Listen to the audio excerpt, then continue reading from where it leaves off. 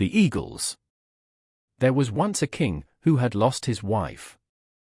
They had a family of 12 gallant sons, and one daughter who was exquisitely beautiful. For 12 years after his wife's death the king grieved very much. He used to go daily to her tomb, and there weep, and pray, and give away alms to the poor. He thought never to marry again, for he had promised his dying wife never to give her children a stepmother.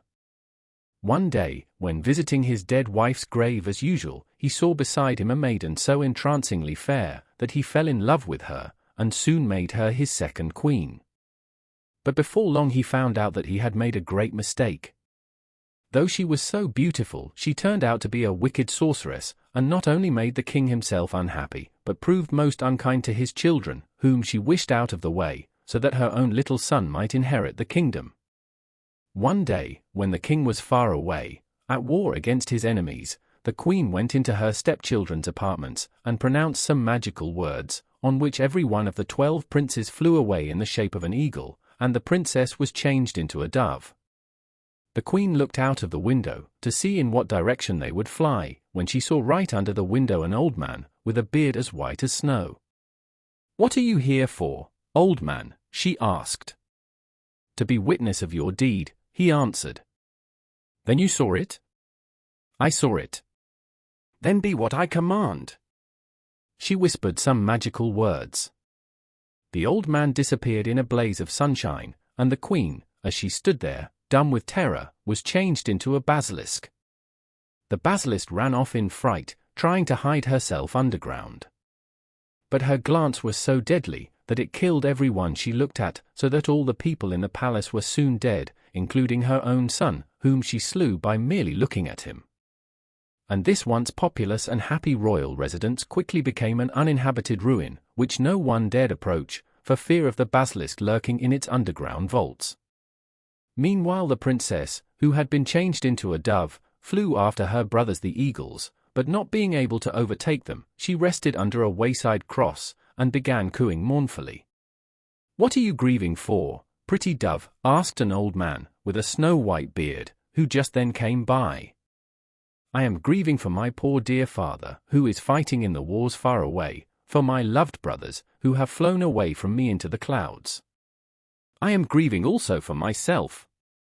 Not long ago I was a happy princess, and now I must wander over the world as a dove, to hide from the birds of prey, and be parted forever from my dear father and brothers." "You may grieve and weep, little dove, but do not lose hope," said the old man. "Sorrow is only for a time, and all will come right in the end." So saying he stroked the little dove, and she at once regained her natural shape. She kissed the old man's hand in her gratitude, saying, "How can I ever thank you enough? But since you are so kind, will you not tell me how to rescue my brothers?" The old man gave her an ever-growing loaf, and said, "This loaf is enough to sustain, not only you, but 1,000 people for 1,000 years, without ever diminishing.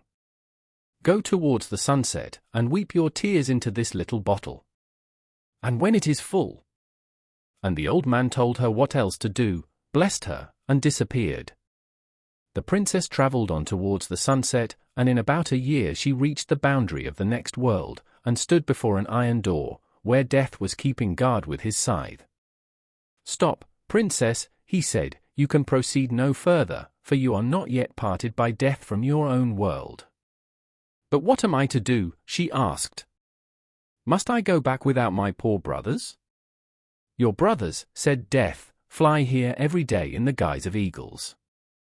They want to reach the other side of this door, which leads into the other world, for they hate the one they live in. Nevertheless they, and you also, must remain there, until your time be come. Therefore every day I must compel them to go back, which they can do, because they are eagles." "But how are you going to get back yourself? Look there." The princess looked around her, and wept bitterly. For though she had not perceived this before, nor seen how she got there, she saw now that she was in a deep abyss, shut in on all sides by such high precipices, that she wondered how her brothers, even with eagle wings, could fly to the top. But remembering what the mysterious old man had said, she took courage, and began to pray and weep, till she had filled the little bottle with her tears. Soon she heard the sound of wings over her head and saw 12 eagles flying. The eagles dashed themselves against the iron portal, beating their wings upon it and imploring Death to open it to them. But Death only threatened them with his scythe, saying, "Hence, ye enchanted princes!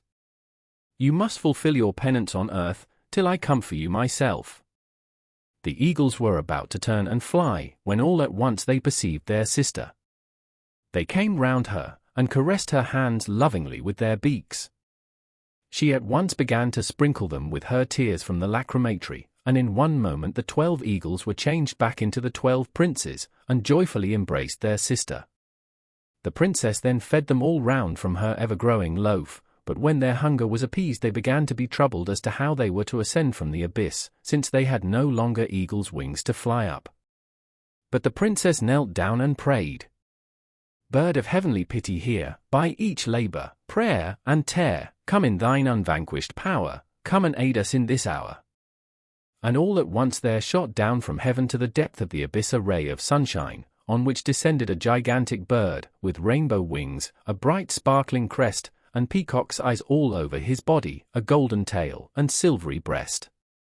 "What are your commands, princess?" asked the bird. "Carry us from this threshold of eternity to our own world."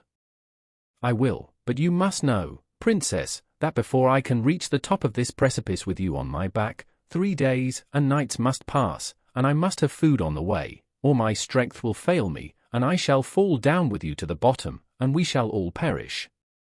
I have an ever-growing loaf, which will suffice both for you and ourselves," replied the princess.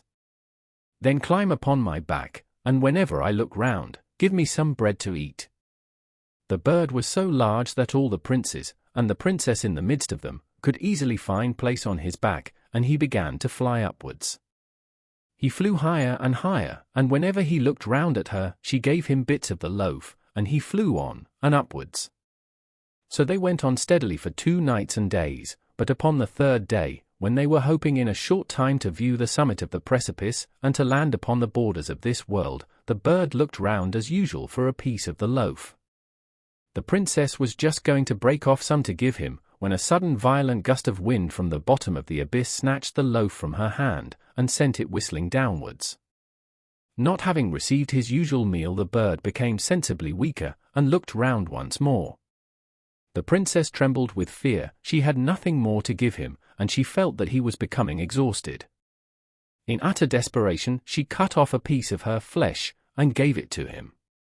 Having eaten this, the bird recovered strength, and flew upwards faster than before, but after an hour or 2 he looked round once more. So she cut off another piece of her flesh, the bird seized it greedily, and flew on so fast that in a few minutes he reached the ground at the top of the precipice. When they alighted, and he asked her, "Princess, what were those 2 delicious morsels you gave me last? I never ate anything so good before." "They were part of my flesh, I had nothing else for you," replied the princess in a faint voice, for she was swooning away with pain and loss of blood.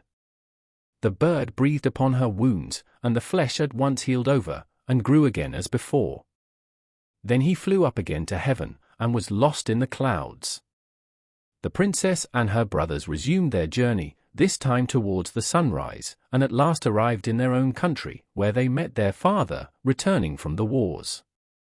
The king was coming back victorious over his enemies, and on his way home had first heard of the sudden disappearance of his children and of the queen, and how his palace was tenanted only by a basilisk with a death-dealing glance. He was therefore most surprised and overjoyed to meet his dear children once more, and on the way his daughter told him all that had come to pass. When they got back to the palace, the king sent one of his nobles with a looking-glass down into the underground vaults. The basilisk saw herself reflected in this mirror, and her own glance slew her immediately. They gathered up the remains of the basilisk, and burnt them in a great fire in the courtyard, afterwards scattering the ashes to the 4 winds. When this was done, the king, his sons, and his daughter returned to live in their former home and were all as happy as could be ever after.